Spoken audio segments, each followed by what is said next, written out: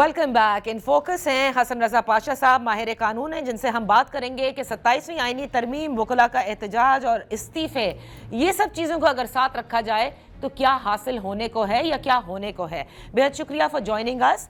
हसन रजा पाशा साहब, सबसे पहले तो मैं ये जानना चाहूँगी कि 27वीं तरमीम के बाद ये बड़ी बातें आने लगी कि शायद कोई वकला तहरीक हो सकती है, और हम देख रहे हैं कि कुछ वकला एहतजाज भी कर रहे हैं। कराची में भी आपने देखा कोर्ट्स के हवाले से जो स्ट्राइक ऑब्जर्व की गई, और इसके अलावा फिर 2 जज साहिबान का इस्तीफ़ा, फिर हाई कोर्ट के 1 जज का इस्तीफ़ा। क्या समझते हैं कि कोई वकला तहरीक हो सकती है 27वीं आईनी तरमीम के खिलाफ, या बार और बेंच उमूमी तौर पे अगर हम देखें तो वो खामोश हैं और उन्हें हुकूमत ने मैनेज कर लिया है? बिस्मिल्लाहिर्रहमानिर्रहीम। आपका बहुत शुक्रिया, आपने मौका दिया। देखिए, जहाँ तक तो लॉयर्स मूवमेंट का तल्लक है तो वो हमें चलती नज़र नहीं आ रही। उसकी बाकायदा एक रीज़न है, और वो ये है कि हम जो वकला हैं वो पॉलिटिकली बट चुके हैं नज़रियाती हवाले से। और एक वक्त था कि जब वकला की पॉलिटिक्स में बाकी जो पॉलिटिकल पार्टीज़ की पॉलिटिक्स थी वो इतनी इन नहीं थी, और हम काले कोट को तरजीह देते थे, और इसलिए हमारी तहरीकें कामयाब हुई। एक तो जो पहली तहरीक थी अदलिया बहाली की तहरीक, उसमें हम सब ने बड़ा बढ़ चढ़ के हिस्सा लिया, लेकिन उसके जो फ्रूट्स मिलने थे वो नहीं मिले। जो रिजल्ट हम चाहते थे वो नहीं मिला, बल्कि वो भी हम एंड ऑफ द डे यही पता चला कि एक शख्स के लिए हम निकले, और उसके बाद उन्होंने जो बड़ी तब्दीलियां लानी थी इस पूरे सिस्टम में, खास तौर पे लोअर जुडिशरी में कोई ऐसा मैकेनिज्म बनाना था जो नहीं बना सके। तो फिर एक ऐसा वकला में एक ऐसा तासर उभरा। बतौर रिप्रेजेंटेटिव हमारे साथ कई नौजवान वकला ने ये कहा कि सर, हम किसी भी और तहरीक को ज्वाइन करने की पोजीशन में नहीं है, हम नहीं आ सकते क्योंकि हमारे और ज़्यादा मसाइल हैं। जब एक तहरीक कामयाब हुई और उसके फ्रूट खाने वालों में वो लोग शामिल हो गए जिनका कोई किरदार नहीं था, और बाद में पता चला कि वो तो पैराशूटर थे। तो इस तरह की जब सारी सूरत हाल सामने आई तो एक बददिली सी वकला में थी। और फिर दूसरा फेज जब आया, अब मुख्तलिफ ये 26वीं तरमीम और 27वीं तरमीम, तो इस फेज में ये है कि पोलिटिसाइज हो गए हैं जजेस भी और वकला भी, कि ये तुम्हारा जज है, ये मेरा जज है, ये धड़ा पीटीआई का है, ये धड़ा नून का है, ये धड़ा पीपल्स पार्टी का है। तो उस पे जो पॉलिटिकल पार्टीज के नजरियात है वो हावी हो गए हैं। इस वजह से वो इकट्ठे नहीं बैठ पा रहे, जिसकी वजह से जो वकला तहरीक चलती नजर नहीं आ रही मुझे। अच्छा, लेकिन हसन रजा पाशा साहब, देखिए जो तरमीम है, जैसे हुकूमत कहती है कि पार्लियामान का इस्तेकात है कि वो तरमीम लेकर आए। माजी में कोई भी तरमीम आपने कभी देखा कि हमारे यहाँ पाकिस्तान की अदलिया ने उसको स्ट्राइक डाउन किया हो या ख़त्म हुई हो उस नतीजे में? ऐसी कोई वो नहीं है तरमीम जिसको अदलिया ने स्ट्राइक डाउन किया हो। हेयरिंग वगैरह हुई लेकिन स्ट्राइक डाउन नहीं किया गया, तो इसलिए ये भी नज़र नहीं आ रहा कि ये स्ट्राइक डाउन होगी। अलबत्ता स्ट्राइक डाउन करने का इख्तियार अदलिया को हासिल है, वो कर सकते हैं। अभी अगरचे ये मना कर दिया गया कि इसको टेकअप नहीं किया जा सकता, लेकिन ऐसे बेशुमार कवानीन है कि जो लेजिस्लेटर्स ने बनाए कि इस कानून को किसी भी अदालत में चैलेंज नहीं किया जा सकता, और वो चैलेंज भी हुए और उनमें स्ट्राइक डाउन भी कुछ उनकी प्रोविजंस की गई। तो ये कहना कि इम्यूनिटी हासिल हो गई है कि एक काम हुआ है, गलत है या सही हुआ है, मैं उसमें नहीं पढ़ता।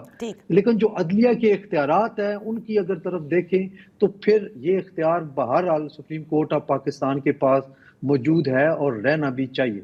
ओके, अच्छा, अब मुझे ये बताइएगा, क्योंकि आपने बिल्कुल बता दिया कि पॉलिटिकली डिवाइडेड हैं वकला भी, बार और बेंच, और इसी तरह से नज़र आ रहा है कि जिसकी वजह से एक कोई यूनिफाइड मूवमेंट मुमकिन नहीं नज़र आ रही। लेकिन जब हमने देखा कि इस्तीफ़े आए और ये भी आने लगा कि शायद मज़ीद इस्तीफ़े आएंगे, फिर एक ये भी आया कि जी हुकूमत शायद मैनेज भी कर रही है कि इस्तीफ़े मज़ीद ना आएँ। اگر مزید استعفے آتے ہیں تو کیا آپ سمجھتے ہیں کہ کسی قسم کی کوئی جوڈیشل انسٹیبلٹی ہوگی، اور پھر اس کیس میں کچھ نہ کچھ ضرور ہو سکتا ہے، یا تو عدلیہ کے ساتھ جو بھی مسائل ہیں یا جن پر تحفظات ہیں ان پر بات ہو سکتی ہے؟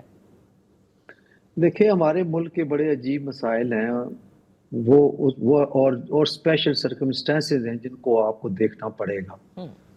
2 استعفے آئے، اس میں کوئی شک نہیں ہے کہ بطور جج دونوں بہت اچھے جج تھے، اور وہ ان کا اس طرح چلے جانا عدلیہ کو نقصان ہے، فائدہ نہیں ہے۔ لیکن اب جب بات کرتے ہیں دوسری سائڈ پہ، تو کیا جس وقت یہ جج تھے اور جس طریقے سے ون سائیڈڈ کام سلسلہ سارا چلتا رہا، تو اس وقت انہوں نے کیوں نہیں آواز بلند کی؟ کیا یہ قانون نہیں تھا کہ جب فزیکل ریمانڈ پہ کوئی بندہ ہوتا ہے پولیس کے پاس یا انویسٹیگیٹنگ ایجنسی کے پاس، تو اس کو آپ ختم نہیں کر سکتے کسی ریٹ میں یا کسی پٹیشن میں یا سو موٹر لے کے، انٹل انلیس وہ ریمانڈ ختم نہ ہو جائے، یا ریمانڈ لینے والی اتھارٹی ریمانڈ ختم ہونے سے پہلے خود بخود کورٹ کے ذریعے رجوع کرے جی کہ مجھے اب ضرورت نہیں ہے اس کے جسم کی، میں بھیج دیتا ہوں۔ ٹھیک ہے، لیکن کچھ ایسی چیزیں آئیں، لیکن اس وقت نہیں بولے۔ اس وقت بھی بولتے تو زیادہ بہتر تھا۔ جب آپ دیکھیں کہ کانسٹیٹیوشنل بینچ بنتا تھا، 3 بندے بیٹھتے تھے، 3 ججز بیٹھتے تھے، اور وہی ہر کیس کا فیصلہ کر دیتے تھے۔ آپ کو، ہمیں، اس ملک کے عام شہری کو یہ پتا تھا کہ یہ فیصلہ کیا ہوگا۔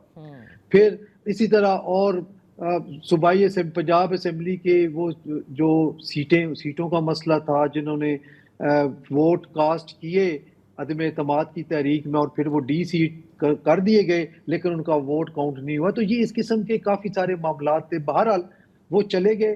ہاں، جو آپ کے سوال کا دوسرا حصہ ہے، مجھے آپ دیکھ لیں کہ لوگ پی سی او کے تحت بھی یہاں حلف ہوئے ہیں۔ صحیح، ایسے ججز تھے جنہوں نے پی سی او کے تحت حلف اٹھانے سے انکار کیا اور انہوں نے گھر جانا مناسب سمجھا۔ بڑے بڑے نام ہیں وہ گئے، لیکن اس کے بعد اعلیٰ عدلیہ میں پی سی او کے تحت حلف اٹھانے والے موجود ہیں۔ 12 جولائی والے کیس میں ان ججز کو نکالا گیا جنہوں نے پی سی او کے تحت حلف اٹھایا تھا، اسی سپریم کورٹ نے نکالا ان کو۔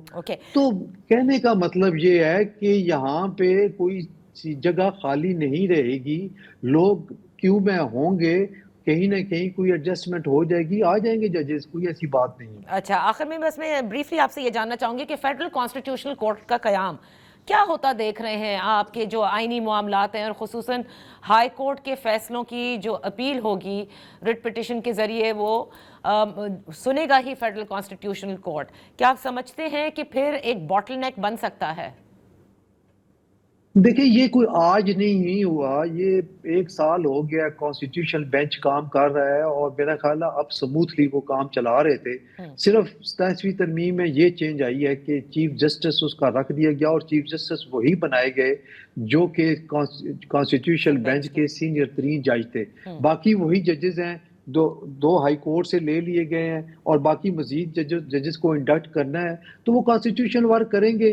اگر آرٹیکل 199 کے تحت ہائی کورٹ نے کوئی فیصلہ کیا ہے تو آبویسلی چونکہ کانسٹیٹیوشنل میٹر ہے تو اس کی اپیل جب آئے گی تو وہ سپریم کورٹ کے کانسٹیٹیوشنل بینچ میں ہی آئے گی، سوری کانسٹیٹیوشنل کورٹ میں ہی آئے گی، انہوں نے ہی سننا ہے۔ اور جب یہ ایک فائنل ہو گیا ہے، سیٹل ہو گیا ہے، اور یہ اس ملک میں کوئی پہلا تجربہ نہیں ہے، دنیا کے 70 سے 80 ممالک میں یہ کانسٹیٹیوشنل کورٹ والا ایکسپیرینس چل رہا ہے اور کامیابی سے چل رہا ہے۔ لیکن اس کا میں سمجھتا ہوں جو ایک فائدہ ہوا ہے عام لیٹیگینٹ کو، کہ اب جو ریگولر بینچ ہے سپریم کورٹ آف پاکستان کا، وہ عام آدمی کے کیسز، چاہے وہ سول ہیں، کریمنل ہیں، سروس میٹر ہیں یا فیملی میٹرز ہیں، ان کی سنوائی بہت تیزی سے ہو رہی ہے اور فیصلے ہو رہے ہیں۔ تو میرا خیال یہ ہے کہ عام آدمی کو اس حوالے سے بینیفٹ پہنچا ہے کہ ان کے کیسز کی سنوائی ہو رہی ہے۔ بہت بہت شکریہ حسن رضا پاشا صاحب فار بینگ ود اس آن دا شو۔ یہاں وقت ہوا ہے ایک بریک کا۔